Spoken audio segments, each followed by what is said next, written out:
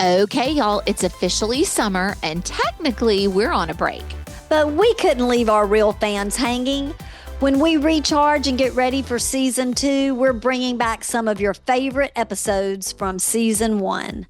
These are the episodes you loved, shared, and messaged us about. So if you're listening again, enjoy the throwback. And if you missed them the first time, now's your chance to catch up. They're perfect for summer road trips, lazy afternoons, or if you need just a dose of 80s nostalgia. And hey, share them with someone who loves 80s movies as much as you do so they can join us for season 2. So grab your shade, settle in, and enjoy the rewind. I'm Amanda. And I'm Missy, and this is Real Sisters Rewind. Join us as we go back to the 80s. Hey y'all, welcome back to Real Sisters Rewind, back to the 80s. If you're new here, I'm Missy, and I'm here with my little sister, Amanda. We're two sisters who can't get enough of re-watching some of the best movies ever made, the classics from the 80s. And if you love rewinding and reminiscing about these 80s movies as much as we do, we'd love it if you gave us a 5-star review wherever you listen. We're sending out Real Sisters stickers for reviews. So if you want one, just snap a pic of your review and send it to us at hello@realsistersrewind.com, and we'll take it from there. Those reviews really help us out. It's a great way to support two Southern sisters who are living their movie dream. All right, now that that's all out of the way, are you ready? I'm ready. Okay, well, in celebration, like we said, this is our 10th episode. So to celebrate that, we are going to commemorate this 10th episode to going back to where it all began, 1980, the beginning of the decade. Urban Cowboy was released on June 6th, 1980. But Amanda, I don't even have to ask if you saw it in theaters because I know you didn't. Neither of us did. I was only 12 years old. I had just finished up the 6th grade, and you were only 4. You were probably running around in your Care Bear underoos, right? Yep. It would have been years before we actually watched it. Maybe on HBO, maybe on VHS. I don't remember because I can't actually remember the first time I saw it. Do you?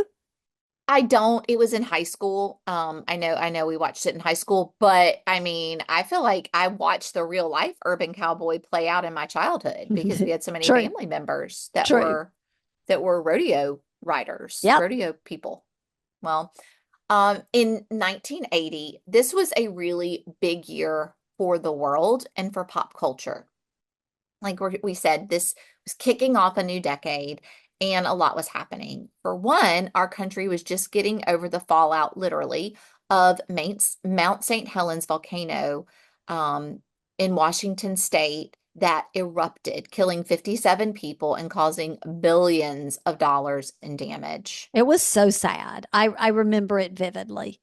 Yeah, I don't remember when it happened, but I remember in elementary school, it always came up either in like science or Yeah. if, in social studies, talking about events, but it was something that definitely I knew about for many years after.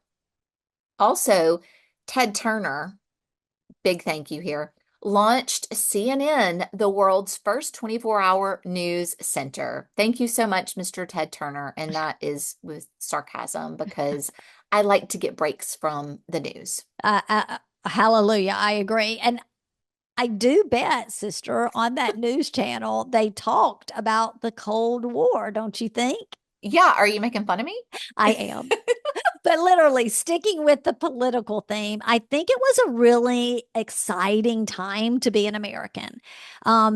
The U.S. had won the gold in hockey that year in February, and everyone was still kind of feeling great about that miracle on ice that had happened. I know, yeah. And there's that great movie about it, remember? Yes. It's really exciting. It's like something that we could unite all of us together to get excited about, which is really cool. Some folks say that this marked a period where we started to see the downfall of the Soviet Union and the end of the Cold War. There it goes. I knew you'd do it. But we know it lasted. The Cold War was a lot longer than that. It lasted through the entire decade, which is why we always talk about it.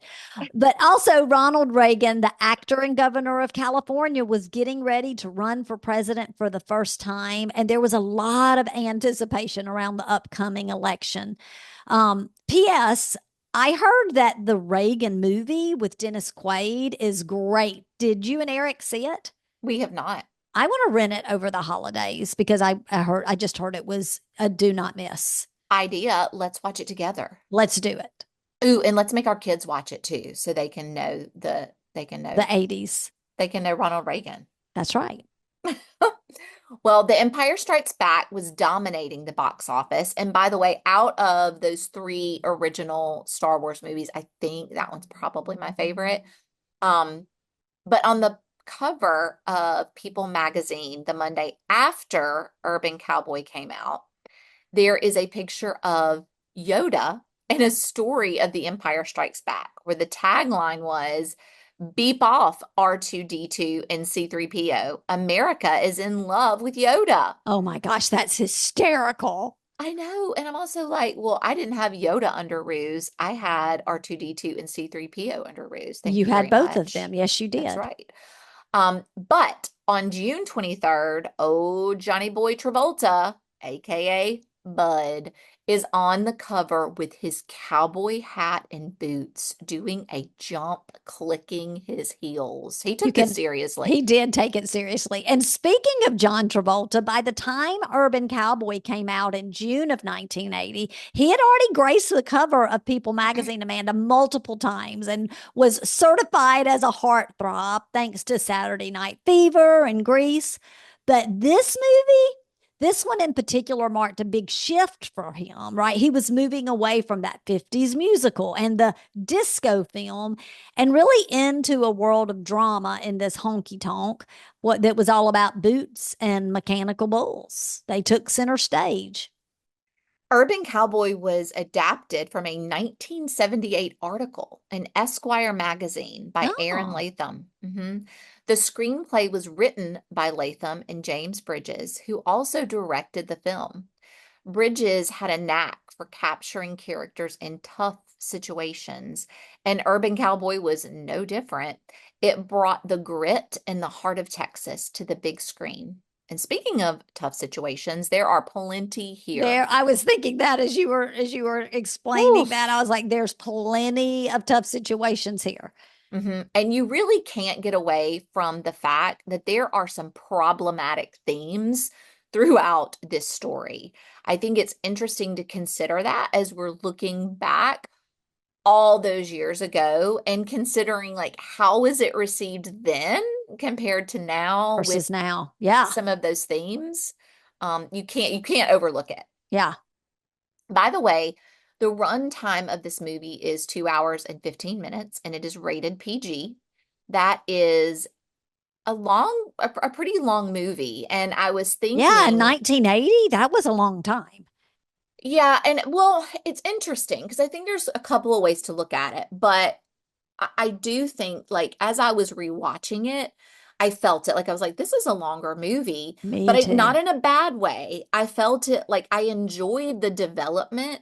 I do feel like now, even though, because you've made this point before, even though we have, especially in the 90s, I think, learned to experience these really long, epic films that sometimes, were 2.5, 3 hours long. I think we're in a time like right now in this moment where things are so things have to happen really quickly because we are so accustomed to having things right away, Mm, especially our kids. I yeah. feel like there are series like, you can binge watch a series that's longer, but movies are typically, I feel like, really lack some of that deep development in those moments that make films what they were at that time. Yeah. So I kind of enjoyed that slower development in this film. It wasn't boring. Yeah. Well, I have to say, you just said it was rated PG. For some reason, I thought it was rated R because I remembered mom not wanting me to see it, right? But Rightfully so. I know. As a matter of fact, when I think about the first time I saw it, we were talking about earlier, I didn't remember. I kind of just do remember feeling like sneaky. So maybe it was on HBO and I was sneaky watching it. I wonder if it got away with being PG because they're really like there is no nudity and the language isn't really Yeah. I awful, but guess it's just really adult themes, I it's guess. very adult and kind of icky. Yeah. And Um, again, a little problematic. Right. And, as we mentioned, John Travolta leads the cast. And this is after he had played those other big roles in Saturday Night Fever and Grease.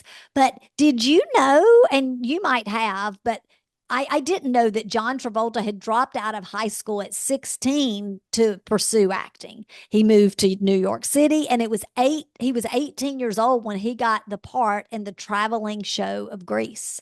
Like the musical. Yes, Wow, no, that's really interesting. Dropped out at 16. 16. Yeah. That's really young.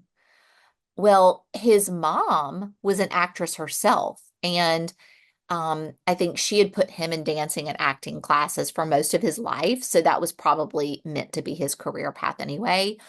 But remember, let's see, because you just mentioned about his start in the traveling version of Grease, the musical, the tour of the Broadway musical. But remember that he got his start with film on Welcome Back, Kotter as Vinnie Vinnie Barbarino. Barbarino. Yes, I remember. I loved Welcome Back, Mr. Carter. Yeah, and I think that was in 75. So it wasn't a show, but I remember seeing him in clips. Like I remember the show. Yeah. So interesting. Well, on the other hand, we have Deborah Winger, and it's kind of an opposite story with her. Of course, she's our female lead, and she kept it a secret her entire childhood that she had a love for acting. And she was practically unknown at the time she got this role, but her performance in this movie helped launch her career. As you think about very soon after this, there are some really big films Yes. that she ends up in. Um, she was offered the role after Sissy Spacek turned it down, but she won it over Michelle Pfeiffer. Michelle Pfeiffer must have been really young, but I could see Sissy Spacek playing the character of Sissy. I could Yeah, see I it. could too. I could too. Be interesting to know why she turned it down and if she ever regretted it. Uh-huh. I have to tell you, I was reading up on Deborah Winger, and this girl, she's a dynamo. Here's a fascinating fact. Unlike John, who dropped out of high school at age 16, she graduated from high school at age 15 and went on to college and was pursuing a career in criminology. But while she was working at an amusement park, Amanda, she was thrown from a truck and she was hospitalized and actually temporarily blind for a period. And she really credits that accident to giving her determination to live out her passion for acting. And it was then when she told her family about her dreams of acting. Wow. And so if she graduated at 15 and went on to college, she was brilliant, Yes. very, Yeah. very intelligent. Wow, and she's just beautiful. I really do love her. And I love her just natural beauty. And I need to, do we know, I might look it up quickly how old she was and during the actual filming. I'm not sure, but she was so beautiful. And like we said, there are a few of her other movies that I look forward to us rewatching that come very Me too. soon after Urban Cowboy. But sister, we can't talk about Urban Cowboy without talking about the music The and music. the music and the cultural phenomenon that it became. I thought you were going to say without talking about Gilley's and the mechanical bull. Oh, well, that's for sure. And we will get to that. But come on, the Urban Cowboy soundtrack was so great. It featured songs from legends like Johnny Lee, Charlie Daniels Band, and Mickey Gilley himself. Looking for Love by Johnny Lee, and that song became a massive hit Oh thanks my to this gosh, I movie. loved it so much. To this day, love it. Hmm. And it's funny to think this film helped bring country music to the mainstream.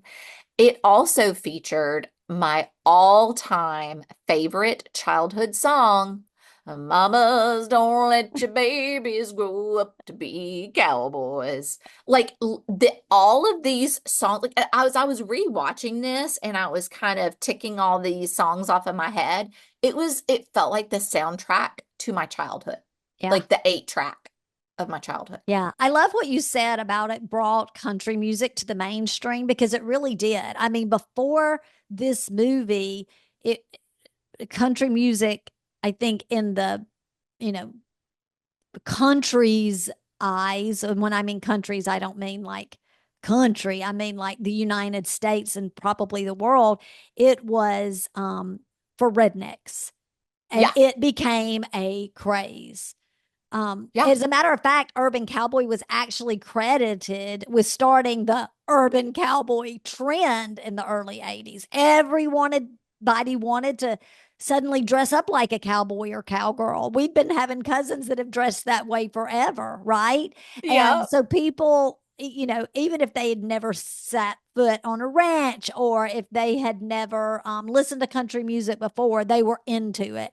The fashion, the music, even the dancing, it all influenced pop culture in a big way. And I remember at that time really wanting to learn the two step. And we can talk about that they were doing that at Gilley's at the time and the mechanical bull, but this is when things really came into, I guess, almost like a respect for country. It was cool. Country Yeah, was cool, country was right? cool. And Barbara Um, Mandrell sang a song, I was I country when country I wasn't was cool. just about to say that. Oh my gosh, that's another one I loved. You Can Eat Crackers in My Bed. Barbara Mandrell. Yeah. Remember? Yeah, I Oh do. man, the Mandrell sisters.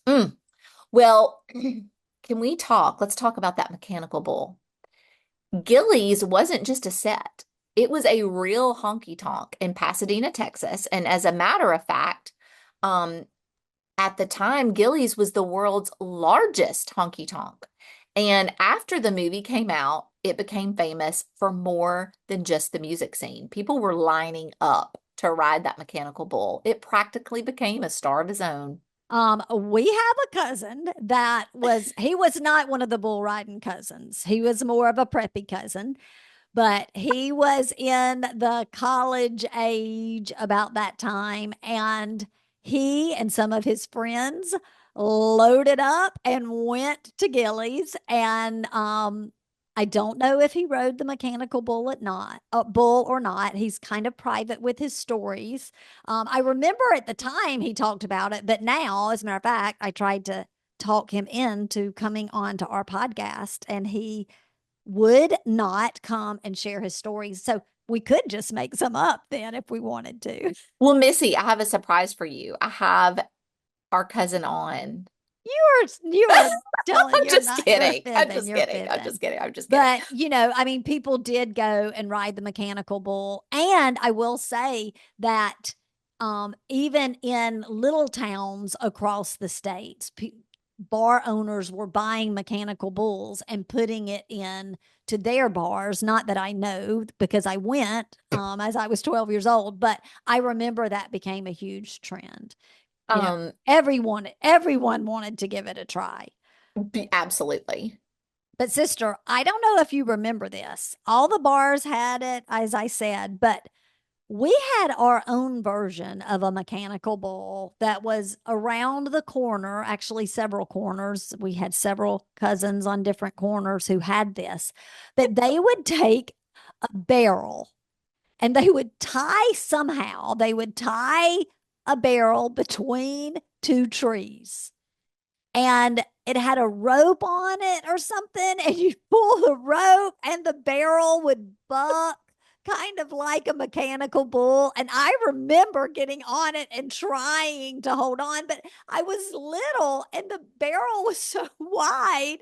I I mean, I couldn't hold on more than one like bounce of the rope. Is this true? I It's don't remember. I was too little. absolutely I don't remember true. this, but I cannot believe. No, Carla and Bobby had one at their house. Our Stop. cousins behind us, they had it. Richard, Mark, Scott, Todd, Jamie, they had it. They probably had a And few. they probably did have a few. And then Tommy and Wayne had it at their house. So literally any direction you went, we had cousins who Were they had a dangerous? makeshift. Well, I mean, if you fell I off of guess them, I'm sure they so. were dangerous. Oh, that's funny. Remember when I think of that, I know I don't remember the barrel, but I do remember getting on top of the big gas tank outside of Mama Mac's house and Yeah, pretending like it was a horse, not a bull, yeah, but a horse. That yeah. that's probably pretty safe too. So Yeah. there was that. And in actuality, our cousins really did use the barrel bulls that I was telling about. They really did use that for serious practice because they rodeoed. I mean, we grew up with cousins who really rodeoed, and our one cousin Scott was a national award winning bull rider. And Yeah, he it's got hurt incredible. very badly Yes. doing it. Yeah, It's it's very dangerous. dangerous. Yeah. Very dangerous. Even though Urban Cowboy was a huge influence on culture, and even though it won a Golden Globe for Best Original Song, Looking for Love, it wasn't really what critics would call a financial success. Really? I know, it's really surprising. It made, on a $10 million budget, it brought in about 53 million. And that really surprises me knowing the influence that it had on culture during that time. I agree. If it had that much of an influence on culture, it seems like people would be flocking to see it. Mhm. Maybe it's just like our area of the country that it was Oh like, no, no. People were dressing up like cowboys from New York to LA. I mean, yeah. it was a big deal. It really I feel was. like it also spawned some like TV, like those like soap operas, the nighttime soap operas like Dallas and Dynasty, where some of that was sort of like the boots and cowboy hats and stuff Yeah, were also popular. probably so. Well, y'all saddle up because we're about to mosey on into the world of Urban Cowboy. All right, Missy, let's kick things off. The movie opens with Bud Davis, played by John Travolta, leaving his small hometown, headed to Houston to stay with his aunt and uncle. He is all cowboyed up with a beard, a hat, and chewing some tobacco. He's the real deal. Oh, But Bud's watching him spit in that cup oh, and it's that beer bottle awful. as he's traveling, I'm just like, that's disgusting. I want to barf. But it's very realistic It's too. accurate. It is It's very accurate. accurate. Ugh. Bud's ready to get a job at the refinery and make something out of himself. And you can feel that he's rough around the edges, but he is definitely determined. For sure. He's ready to get out of that small town. And it that scene, Amanda, where the whole family's like waving him off, like their whole family's out there, they're chasing the car and waving. That is so Southern. I mean, Chris and I still do that when people leave our house. We go out and see them to the car and wave and we're all silly. But anyway, Bud arrives in Houston at his Uncle Bob and Aunt Corrine's house. He comes in and they take him straight to Gilley's. I mean, they don't waste any time. He barely gets to put his bags down and they I are know. off to Gilley's. They are, and he is amazed by it. He says it's bigger than his whole hometown. No wonder he wanted to get away from there. But Uncle Bob tells him, and it's like he's so proud to share this fact. They can fit 7,000 people in there. You know, that's not your average bar if they can get 7,000 people in there. You are right. Gilley's is more like a honky-tonk mecca, a Bucky's, if you will, but It even is. It's bigger. like a Bucky's, except it's a juke Except joint. it's a honky-tonk with live music, dancing, and of course, that mechanical bull. You know what? They also, I think that restaurant that they're sitting in, The diner, yeah, it's inside. I think that's a part of Gilley's. I mean, I like think they've got it connected to all it. for you. Yeah, I do. I Maybe, do. maybe so, maybe so. You can tell Bud feels a little bit out of place at first, but not for long. And we get a nice little cameo from Mickey Gilley himself performing on stage, singer bar owner and actor in one. Triple threat. Yeah, he was. Bud has a good old time. So much so, Amanda, that we see Bud, the small town boy, waking up the next morning somewhere, we're not sure, but after his first night at Gilley's, he's got two girls by his side. That was a little racy for 1980, wasn't it? Yeah, definitely. That's why I'm like, gosh, I can't believe. But they didn't have PG-13 then. It was That's just PG true. or R. That's right. And they were pushing boundaries for sure. Yeah. All right. Well, down to business. Bud heads to the plant to get a job, and he's hired. But there's a catch. He's got to shave off that beard.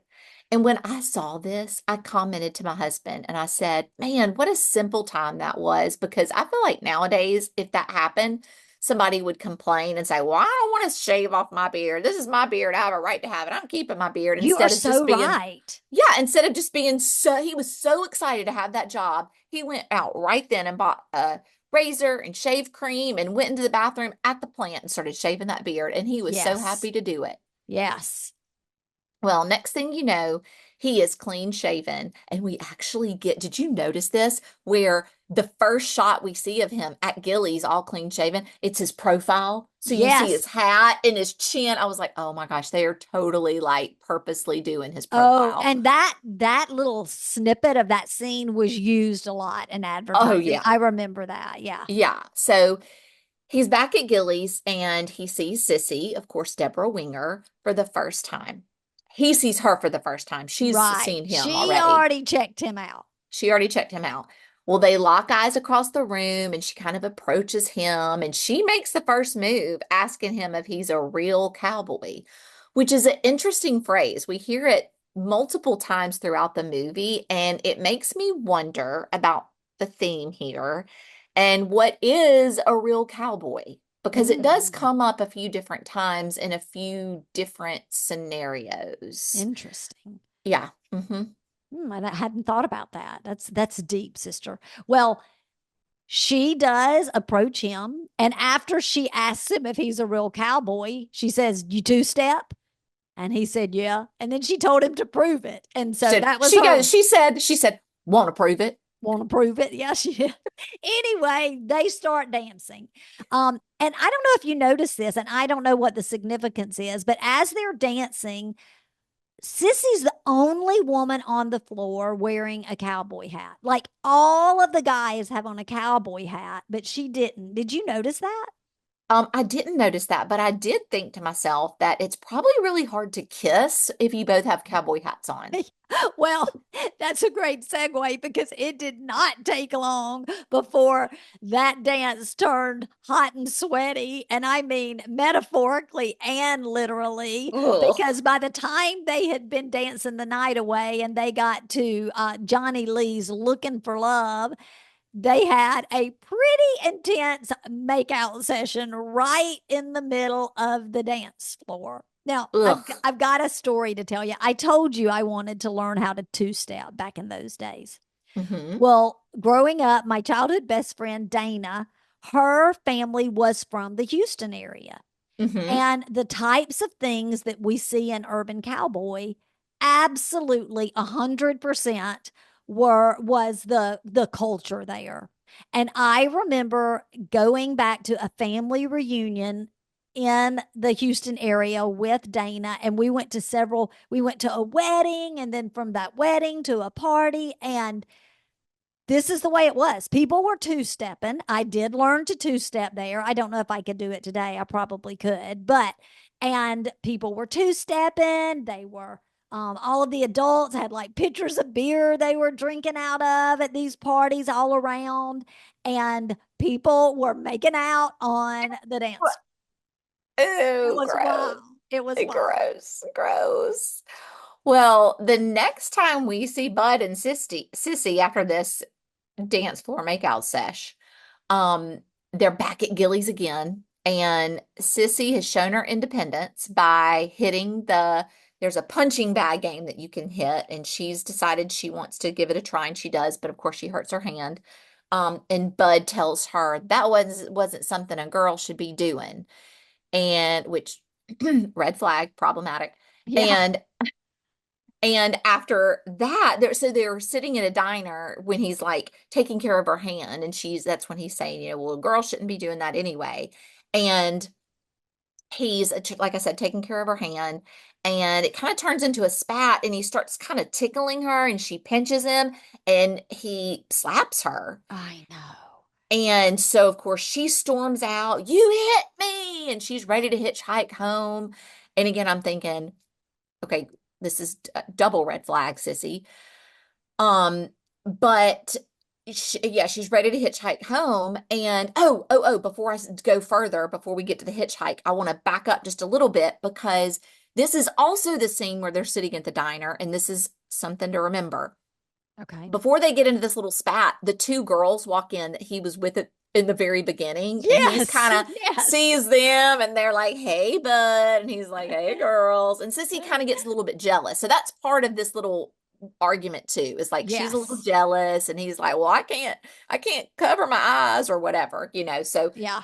just keep that in the back of your mind too, because Yeah. that's So going to come up again. when she did storm out, she was going to hitchhike. Like you literally see her thumb out on the side of the road, and Bud chases her out there, and he peels out of the parking lot, chases her down, scoops her up in his truck, and they end up wrestling in the mud. And it really was wrestling in the mud. And then just like that, the fight's over, and they get in the truck, and Bud proposes. You want to get married?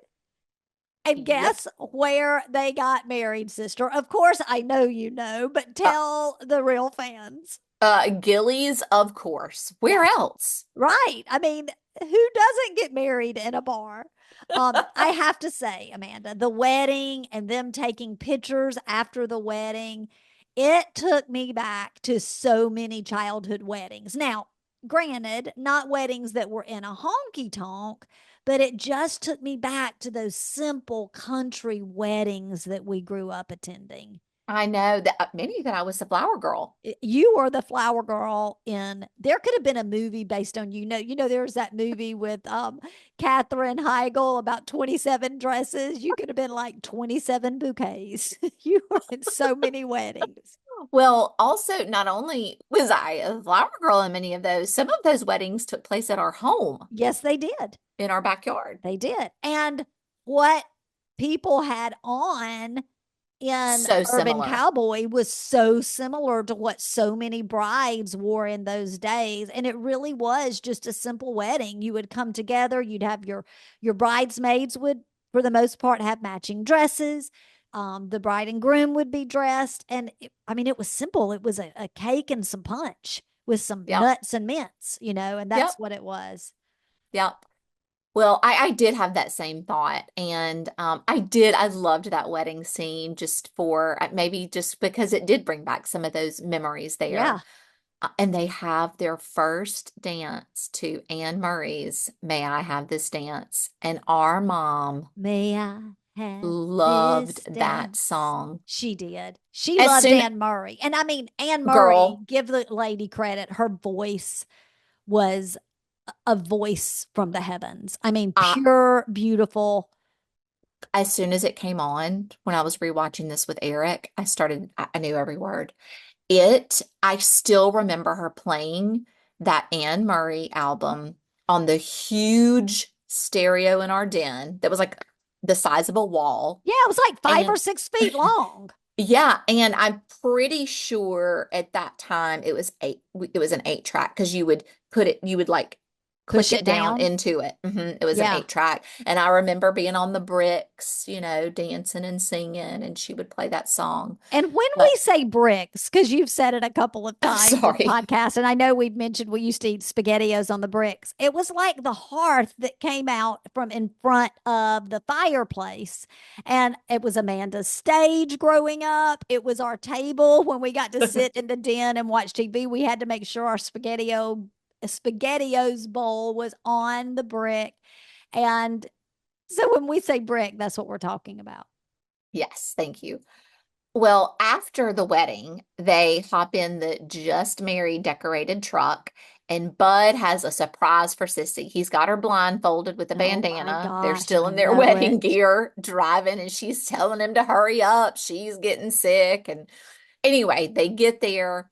He gets her out of the truck, walks her up to their new home, takes off the blindfold, and she sees their new double wide trailer with a big red bow on it. And her reaction, it almost like brought, I don't know, brought tears to my eyes. She was so flipping excited. She was. Like you just could not have given her anything better. Yeah. And he carries her over the threshold to start their new married life I have together. to And it's say really something sweet. here. I have to say something here. I don't know if you, and I don't have these words exact. I didn't write them down, but he says something like, it's got one bedroom, one bathroom, all the modern conveniences, and you can move it anywhere. I did hear it. He did say that. You can move it You can move anywhere. it anywhere. I thought it was hysterical. And he throws her over his shoulder and carries her over the threshold, which And really there's used to be a thing. People would really do that just for nostalgia sake, Yes. you And know? they actually had someone, like one of their friends in the group. I don't know if you heard this, but somebody said something about that their trailer was right there and they were going to be neighbors. Yeah, because it wasn't a trailer out on land. No, I it was mean, in a park. it was in a trailer park. Yeah. Well, the next scene, they are at the prison rodeo. I guess it's date night. No, this was their honeymoon. Oh, I missed that. They're on their honeymoon here. And Well, they've got matching shirts. they've got matching shirts, and Bud is really impressed. As a matter of fact, he said something like, "Those outlaws make great cowboys." Again, what is a real cowboy an outlaw? I don't know. I don't know. Maybe we should do a post this week about what is a real cowboy and see what people say. It's We a good have to idea. tag our family members Uh-huh. because they probably have a lot of They opinions. probably know. But it's here at the prison rodeo that we see Wes Hightower.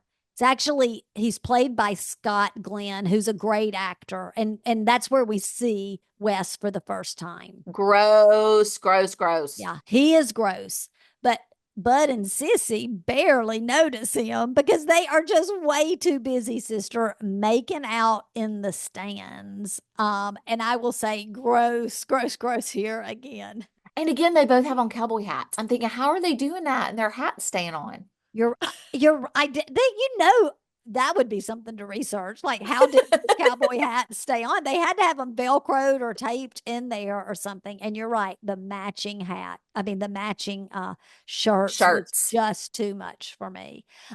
Side note, FYI, Scott Glenn has a supporting role in a show that Chris and I are watching right now on Apple TV with Vince Vaughn. It is so good. Bad Monkey. You and Eric should totally watch it. It's definitely like a couple show to Is it a watch. comedy? It's a comedy mystery, but yeah, it's more funny than anything. Well, we'll give it a try for sure. Okay, All right. From the rodeo, it's back to Gilley's, where we finally get our first look at the mechanical bull. the star of the show. This, right? I mean, and everyone's crowded around watching people get bucked off one after the other, and Bud decides to give it a try.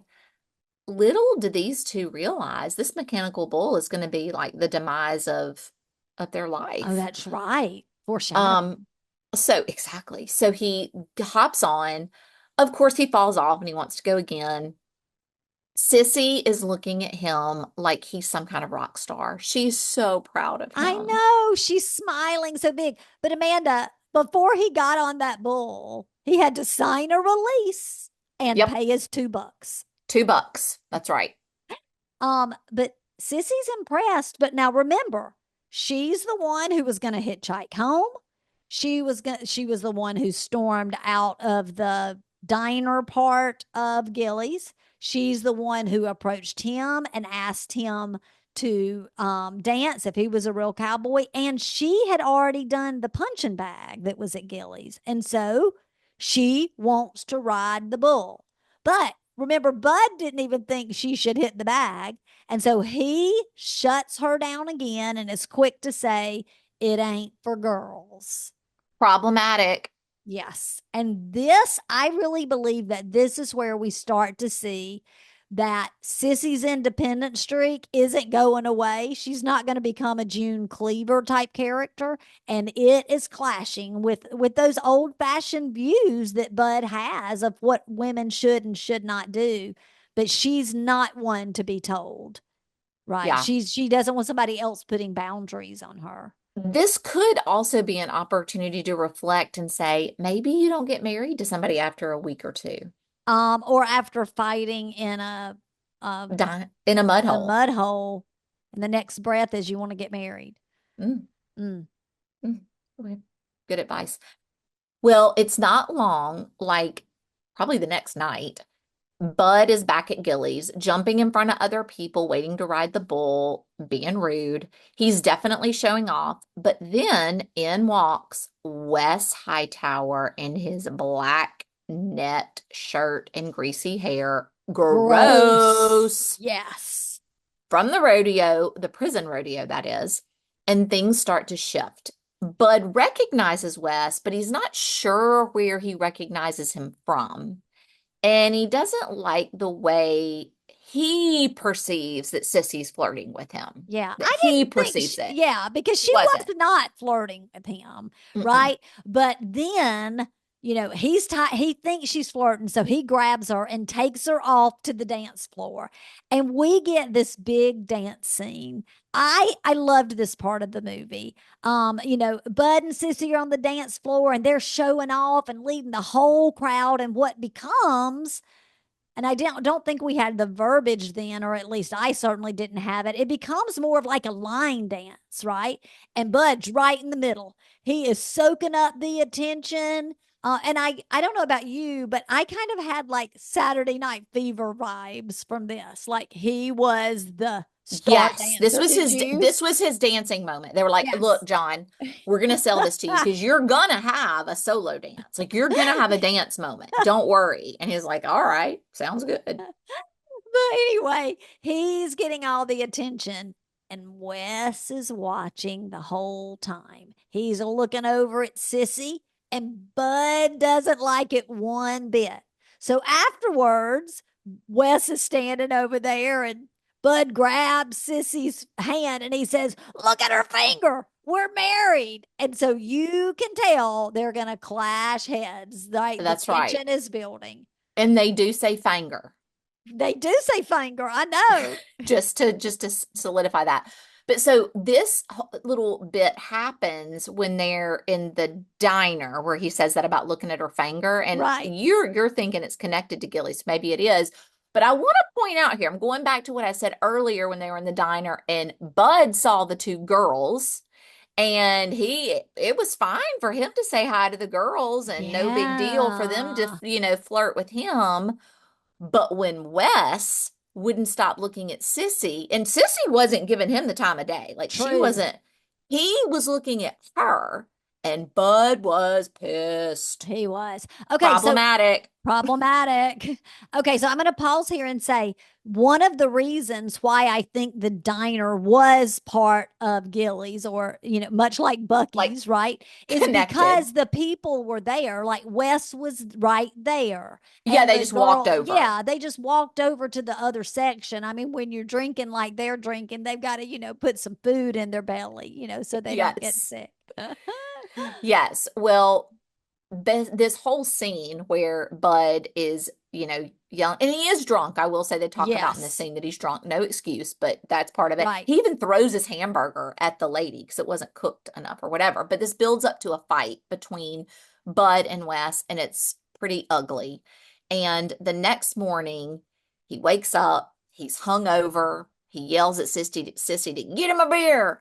And he ends up going to work hungover, and going to work hungover ends up creating a really bad situation where he almost loses his life in an accident, and he's dangling off the scaffolding and hurts his back really badly.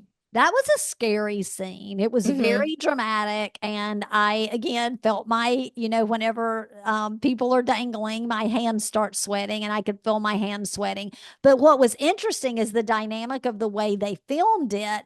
while this is happening, Sissy snuck up to Gilley's with her friend Jessie. Jessie looks like she reminds me of one of our cousins.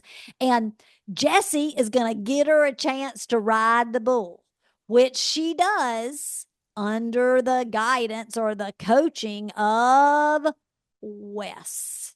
And I do not like him. Yeah, and I think Jessie's pretty sus herself. Yeah. But She's a didn't little you sus. find it interesting the way they kept going back and forth? Like she's Mm-hmm. having a grand old time. He's Mm-hmm. holding on to life. Grand old Yep. time riding the bucking bull. He's holding on to the scaffolding so he doesn't fall Yeah. to I his. also wanted to just point out that, and I don't know if it was the first time she went to practice or if it happened a little bit later, but she says at one point she wants to surprise Bud. She's doing it because she Oh, I wants to, missed that. I she totally says she missed wants to that. surprise him, Oh, which you is don't really surprise sweet. him. It is But sweet. also, y'all got to communicate. Like, Yeah. tell him that. Talk it out. Talk it out.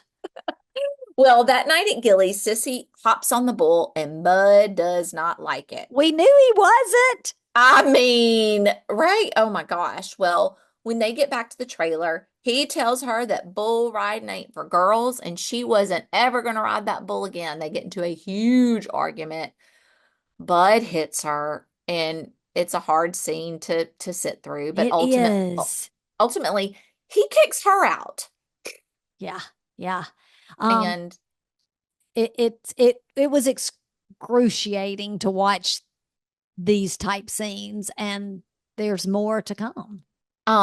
just to back up Missy a little bit here too, is he was so mad that not only did he kick her out, um, he went to ride the bull again. I think it was like the next day. And this is after he had that injury on the scaffolding and hurt his back. So he goes back and he told them to crank up the bull, and he broke his arm on that ride. So he's hurt his back and now he's actually broken his arm. So he was trying to showboat her when he was Yep. there. He was trying to showboat her. And you're right, that is when he broke his arm. hmm And because of that broken arm, he can't work for a while. So he's sitting at home watching Hee Haw, and talk about a blast from the past that really takes you back. When that clip came up, I said, "Oh my gosh, that's Hee Haw." Yeah, we're not one to go around spreading rumors.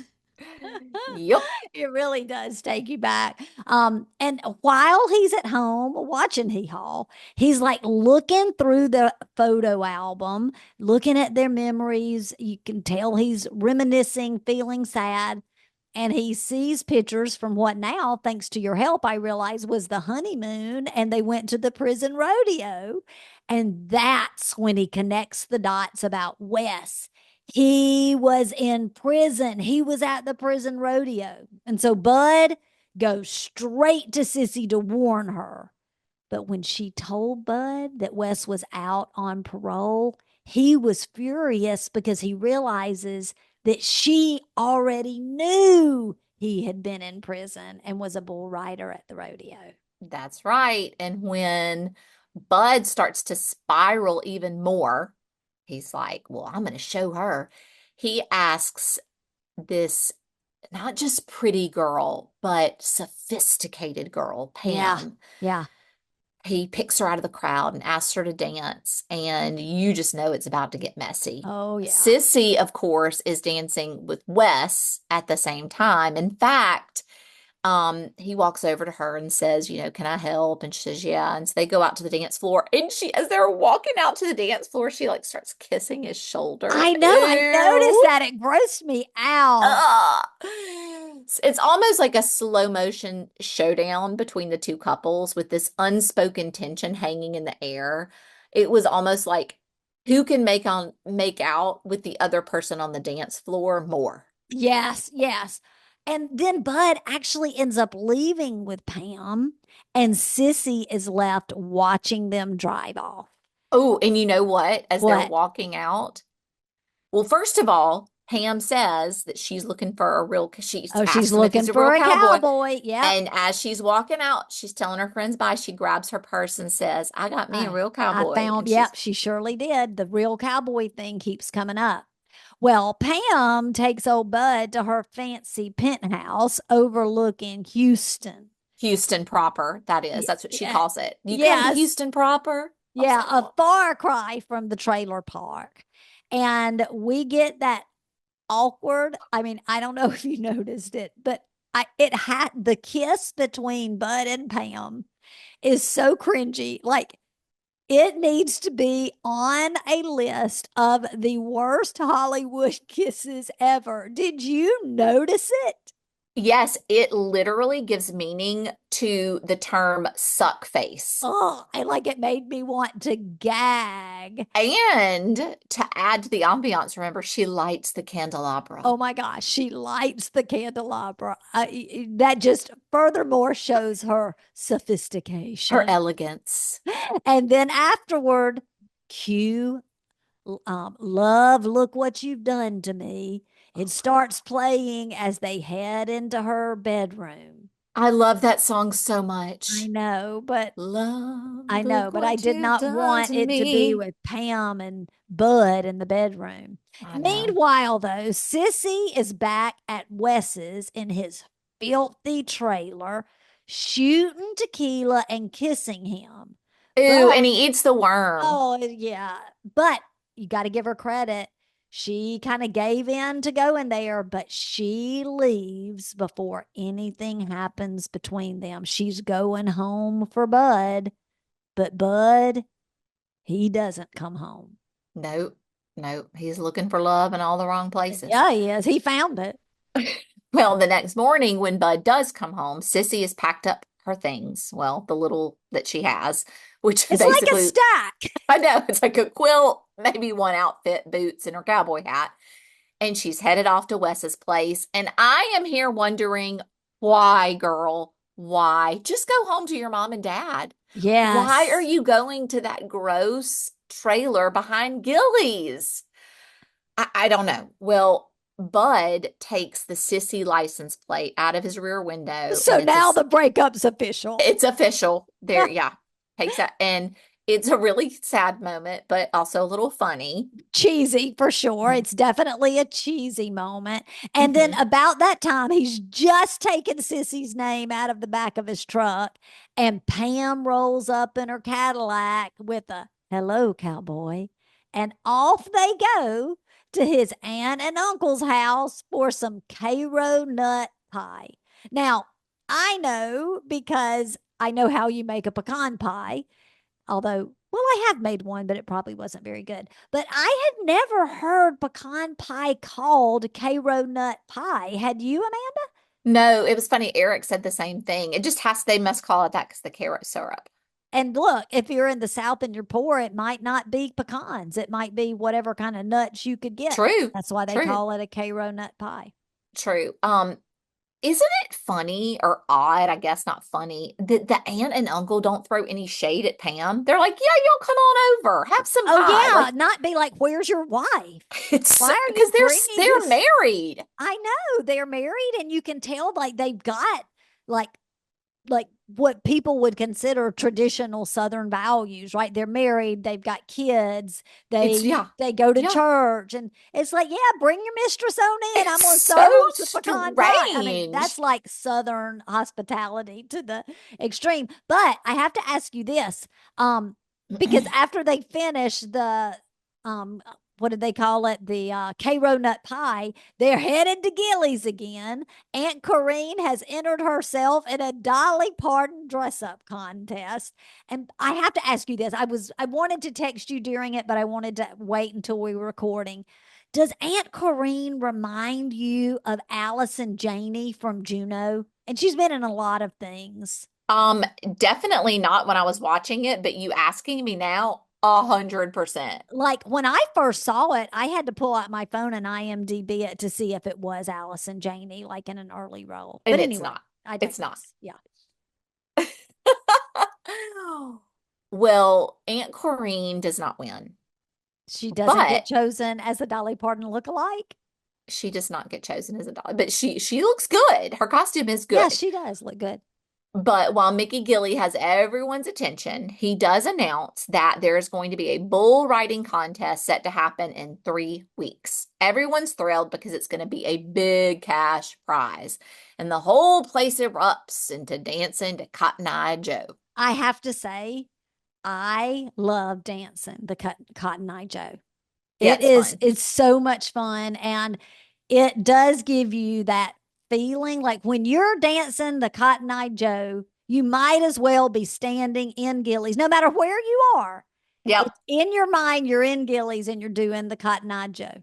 definitely. Well, Bud decides that he's going to start practicing to win that bull riding contest, by the way, which they end up calling a rodeo, but it's a bull riding contest on a mechanical bull, which I thought was weird. But once he learns that his uncle was apparently a belt buckle winning rider back in the day, he's got him a coach. He's going to help him be prepared to win. That's right. In fact, they've got a mechanical bull he's going to get to practice on. That's right. Sissy wakes up in Wes's trailer, and this scene is Oh, there. You can tell it's hot. For one reason, you can tell hot is there's some sweat, but you can also see the fan, the oscillating fan is like yes. blowing. I was like, oh my gosh, this is taking me right back to Mama Mac's trailer Oh, with absolutely. the oscillating fan. Yes. But it's yeah, she wakes up from the trailer and she's like, you can tell she's like, this is I'm getting not, the heck out of yeah, Dodge. I'm getting out of here. So she heads on back to her trailer with Bud. Now And it's pretty nasty itself. yeah, they have not done a She good is no job. housekeeper.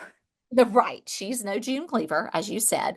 But in fact, I will say when his aunt came to visit when he got hurt, she even commented that they Yes, were they living live like like pigs. pigs. Yeah. Mhm. But she goes back to the trailer and nobody's there. And so she cleans up the filthy trailer and leaves him a really sweet note signing it, Love, you're not yet ex-wife. P.S. I miss you. And the song Love the World Away by Kenny Rogers plays in the background.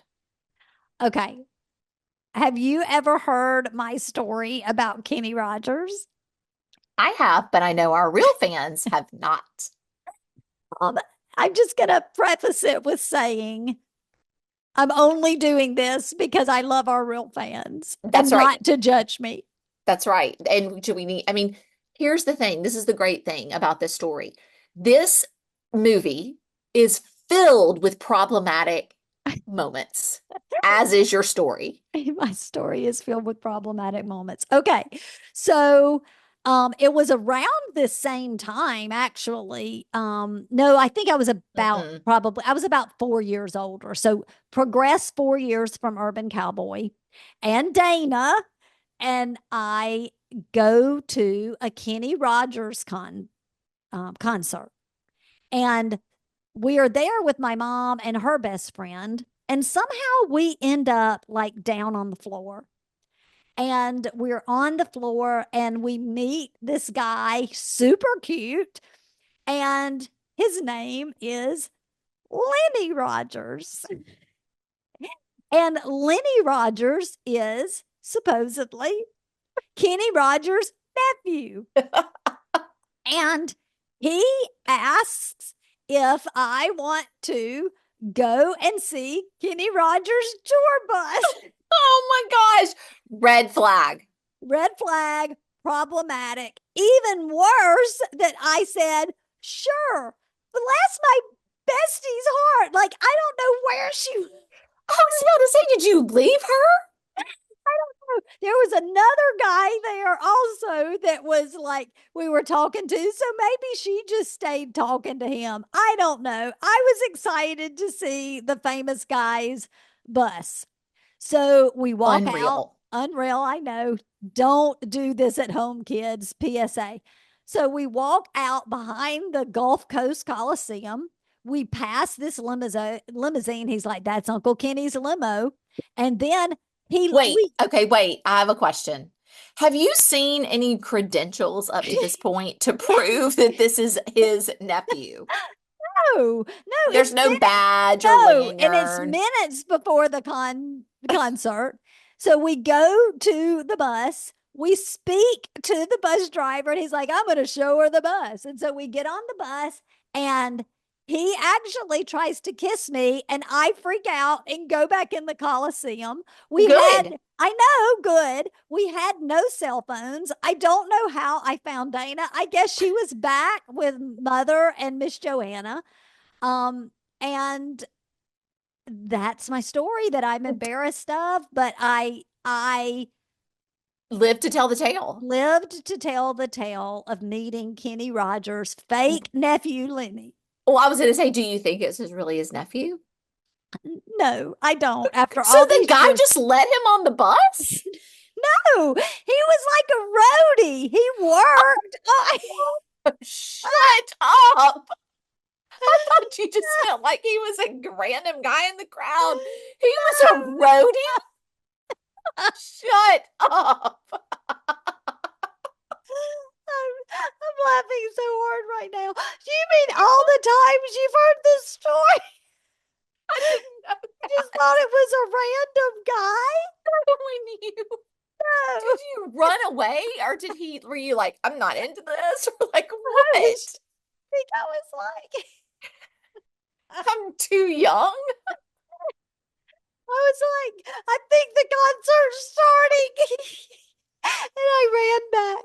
Oh my gosh, I am rolling. Like I needed Kleenex right now as much as I did for Still Magnolias. All right, so back to the movie. Um, just as Sissy is finishing up, who walks in the trailer but Pam? And so Sissy leaves. You can tell she's mad. And when Bud gets back home, Pam takes the credit for all the work that Sissy had done.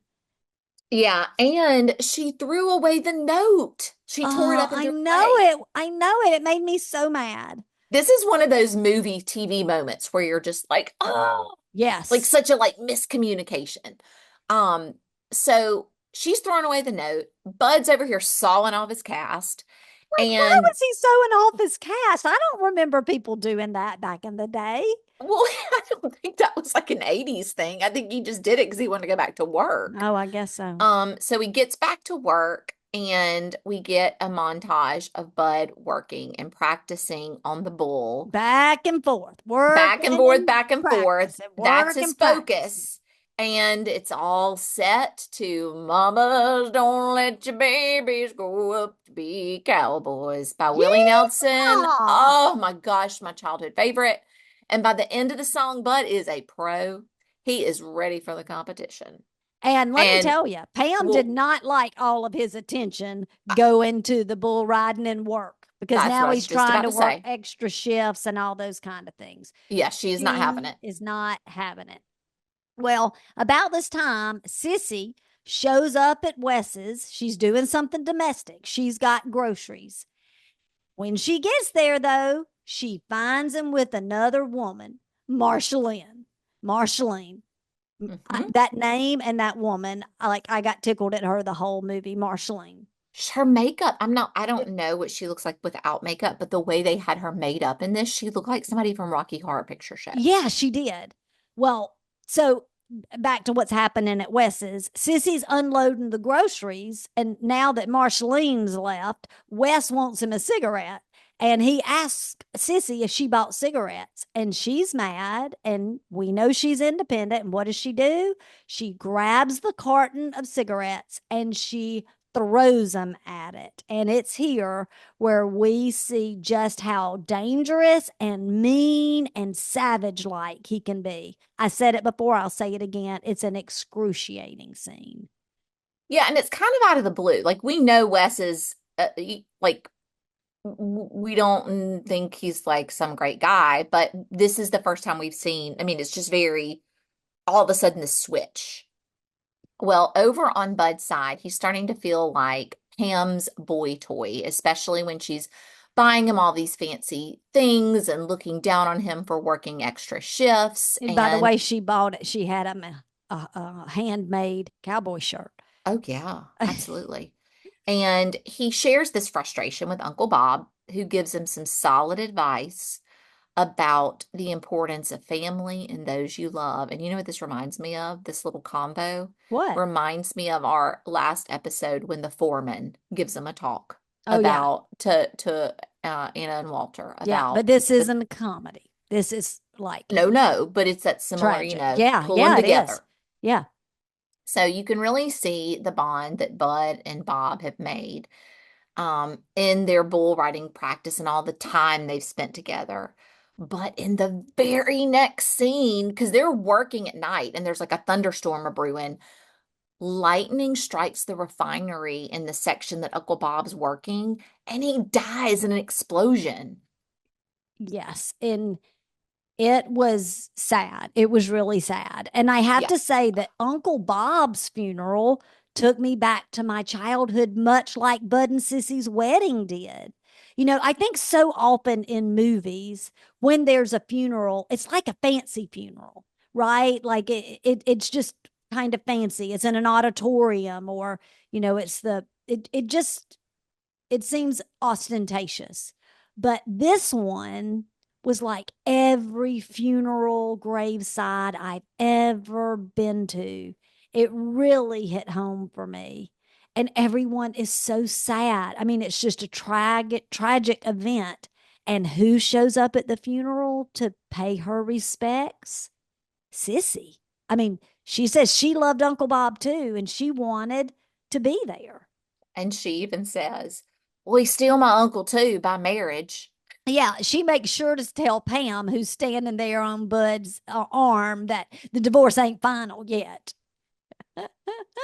But while she's there, she tells Bud that she's leaving town with Wes after that rodeo tonight because he can't find no jobs in town. He's been fired from Yeah. Gilley's. And then back at the house, Aunt Corrine gives Bud Uncle Bob's belt buckle, telling him to go ride that bull and win. She doesn't want him to sit out of the competition Right, just because it's that because night. It's it's the that night of the night. funeral. Yeah. Yeah. And she knows, she tells him Uncle Bob would still want you to do this. So Yeah, and take his Uncle belt Bob buckle. wanted him to have that belt buckle because they had that bond over the bull. They bonded over the bull. So Bud agrees to go and win the competition for Uncle Bob. And now we're back at Gilley's. And as we walk in, we see the great Charlie Daniels with his fiddle, and he's playing his famous song, The Devil Went Down to Georgia. You know it. The Yeah, devil I went know. down to Georgia, and he was looking for a soul to steal. He was in a bind. He was way behind. He was willing to make a deal. When he came across this young man sawing on a fiddle and playing it hot, and the devil jumped up on a hickory stump and said, boy, let me tell you what. Whoa! Wow, Oh yeah. my Did you gosh. notice? I don't know if it was in this moment because we see a couple of clips of Charlie in different songs where he's playing. There was one shot where he's playing his fiddle, and you can see the way the light's reflecting on his bow, the strings, like like the bow, he's tearing it up, like there's strings hanging down from it because Oh, he's I'm not playing it so, surprised. I mean, he's going at it. He's Yeah. so super talented, like for real. I can remember being in the sixth grade and being out. We were out on this huge playground, and we would hang out by this big oak tree, and we would walk around trying not to fall off the roots of the oak Uh-huh. tree, memorizing the words to the song.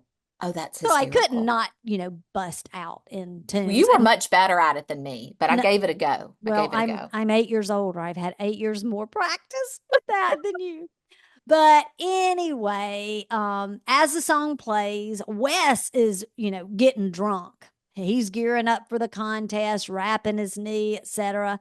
And we get a shot of Sissy sitting there in her robe and her wet hair, and she's smoking and looking distressed. Sister, did you notice this? So when they're showing this, it's also got The Devil Went Down to Georgia playing, and Right, she's got it's like, playing, but it's in yeah, there. Yeah. yeah. And she's like, when she's smoking, she blows the smoke out of her nostrils. Like No, it's I didn't really notice like that. dramatic. Oh, Yeah. yeah. Yeah. I Yeah. should have made that clear that we're back at the trailer. That's just Hmm. outside Gilley's though.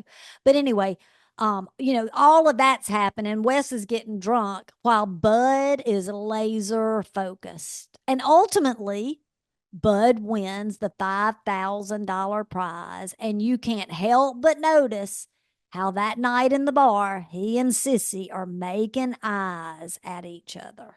They are. It's a lot of tension. I think this part is such a good example of what we were talking about earlier about how the movie isn't condensed. Like this scene could have been so much shorter. They could have just jumped right to it, but it was mixed with all of these like looks and moments and pin the number on my back. And then they would cut to the dance contest and then they would come back to another person riding the bull and back and forth. And it wasn't stretched out to the point where it was not where you were like, oh, hurry up. Right. But it was They building built the the moment. tension. Yeah, yeah, for Yeah. sure.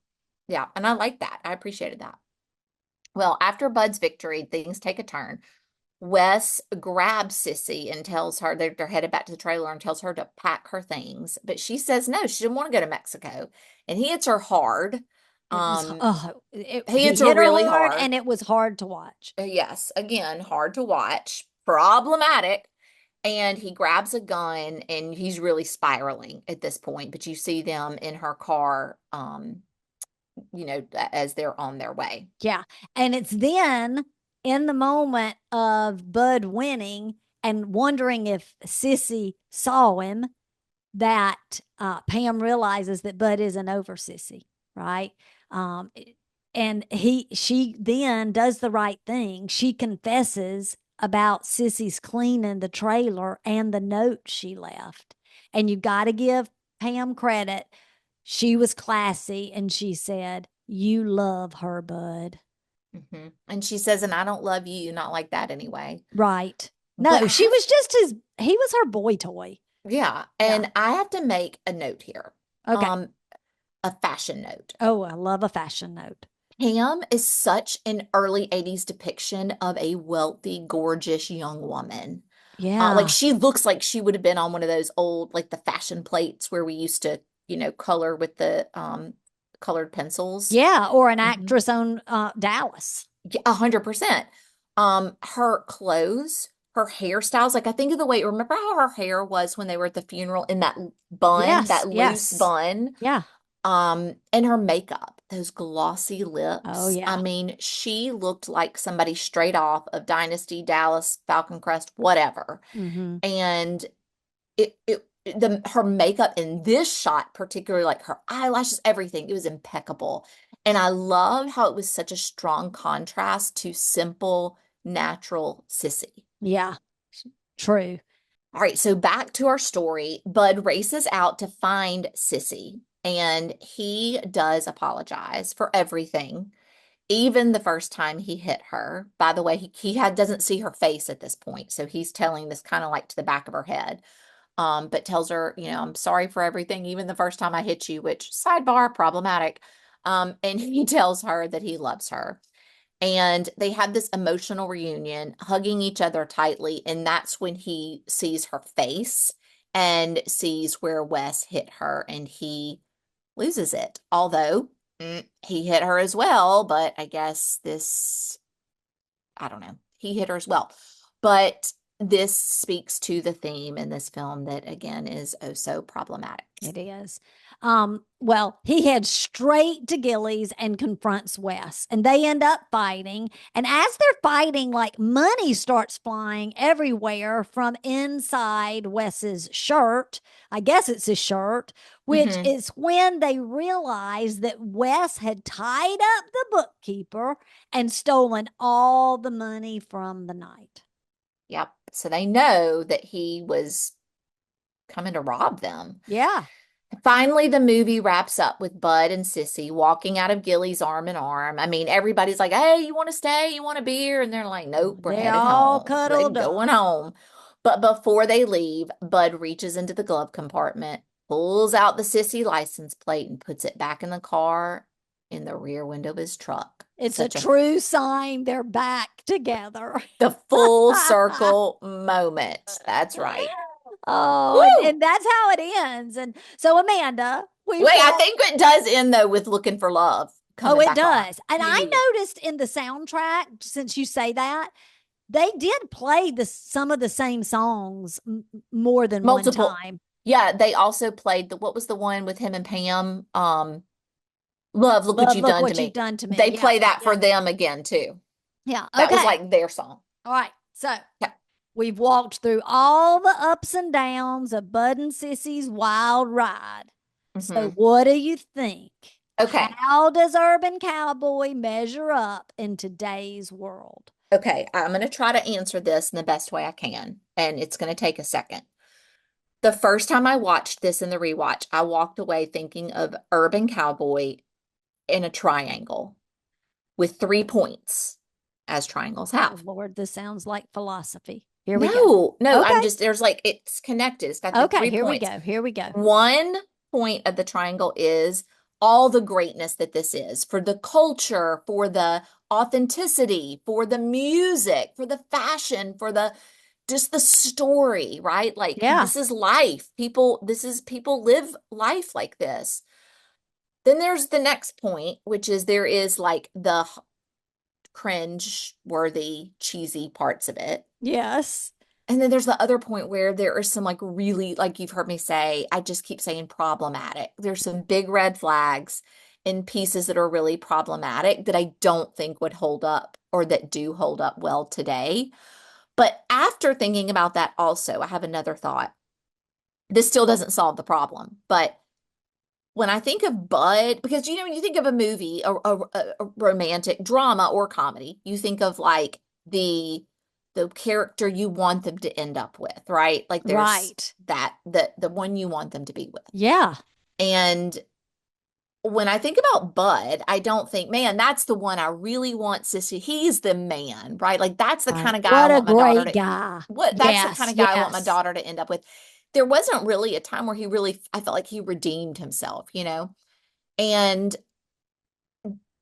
I almost feel like they had to make Wes a really, really awful person and character to Yeah. make us root for Bud and Sissy. Because That it was is just like so true. their Yes. relationship is so Yes. toxic. So I mean, it must be like, well, eh, you know, I guess we don't want him to be with Wes, so we're going to cheer for Bud and Sissy and that young love, and hopefully they'll get their lives together. I don't know, but Yeah. He needs anger management. yeah, yeah, Um, and yeah, everything you said is dead on. I had the idea of it is the a great movie and a horrible movie, like all in one. But yeah. I have to say, I really loved going back through and watching it with the perspective of today. Um, you know, it ends with us was just out, and a lot of talk was on the circuit of um the movie and the domestic violence. And so, even though it was kind of blatant and accepted and people were cheering Bud on, back in the 80s, 1980, bottom line is domestic abuse is still going on today. It's still a problematic hot topic. But Yep. and so I do think it measures up to today's world Oh, I do too. and what we see. I really I did enjoyed too. watching I it. I enjoyed really it. enjoyed it. And I would like to, I think, and this is one of the other reasons I love doing this podcast is to learn more about these films and about that time. And I would like to dig a little bit deeper to find out if there was any like weird receptions to that theme and what that was perceived as at that time. Yeah. I don't know if we can find anything on that, but I think that's interesting. And we don't have any more time in our supersized No, episode. not another minute. We kept y'all too long, but we sure have enjoyed it. All right. Well, if you haven't watched Urban Cowboy in a while, or if you've never seen it, now's the time. It's still got that Texas charm, a lot of drama, and some great music. Whether it's a rewatch or your first time, it's worth it. So check it out. But as you know, we have talked about that it has domestic violence in it. So just be aware of that before you jump in. Yeah. Well, y'all, that's it for Urban Cowboy. We hope you enjoyed taking this wild ride through the honky tonks of Texas with us. Thanks for taking the time to rewind with us today. We loved revisiting these classics with you. And if you've enjoyed season 1 and haven't left us a 5-star rating and review yet, we'd be so grateful if you did. It really helps more than you know. We'll be back soon with brand new episodes and fresh picks for season 2. But until then, keep enjoying the reruns and keep it real.